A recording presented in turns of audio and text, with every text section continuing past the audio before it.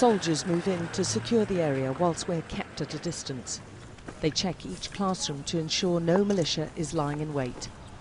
Schools are on the front line of this independence war in Anglophone Cameroon, and they're often used as hideouts by the fighting groups.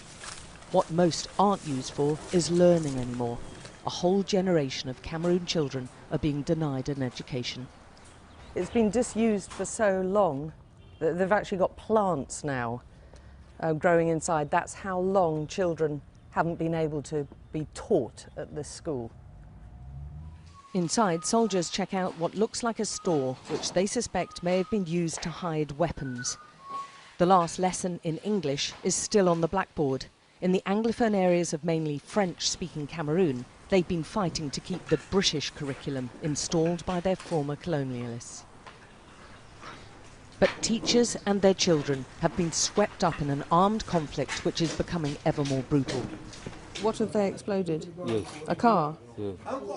Roadside bombs are now being used by those demanding separation from French Cameroon. The movement, which began as a plea for more autonomy, led to the declaration of their own country of Ambazonia, with their own flag, and has morphed into what looks like turning into a savage civil war. Write what you can write, right? Much of the learning's been forced underground. Studying is done furtively now, like at this secret school, where they can barely remember life before the insurgency. Do you miss it? Do you miss school?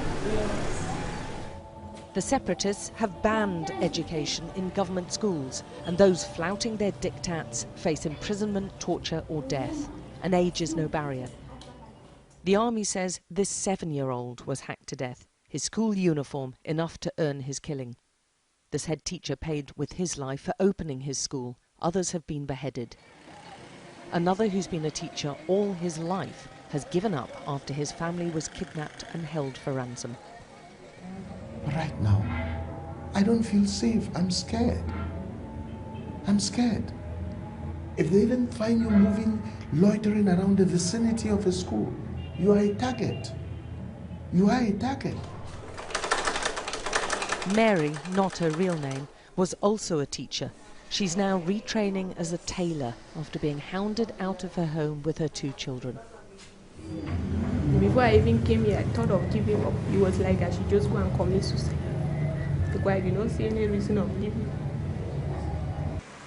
About 80% of the schools here aren't operating, and tens of thousands of people have fled the area. We've been given special access to the Cameroon military, who say much of the chaos is due to the separatists. As they have seen us, someone can take his gun and shoot even in the air. But the military have responded to the independence movement with heavy crackdowns and are accused of burning down houses as well as schools themselves to try to crush the insurgency.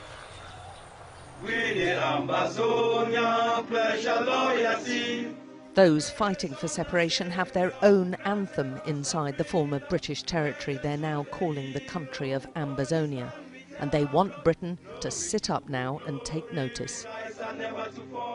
This was created by a failure by the United Kingdom to transfer sovereignty to the people of Ambazonia. It was created by the failure of the United Nations to oversee the implementation of its own resolutions concerning coexistence with Cameroon. And they have sat back quietly as hundreds of thousands of our people have been displaced internally. Some have moved over to Nigeria. Their actions at this particular moment is too little, almost too late.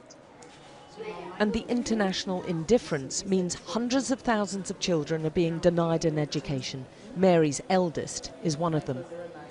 When was the last time you went to school? I don't know. Did you used to like school? Yes. What did you like about it? Because I used to go there and learn. The future for children living here looks grim, and right now few outside Cameroon know about these atrocities or appear willing to do anything about what's happening here. Alex Crawford, Sky News, in the Anglophone area of Cameroon.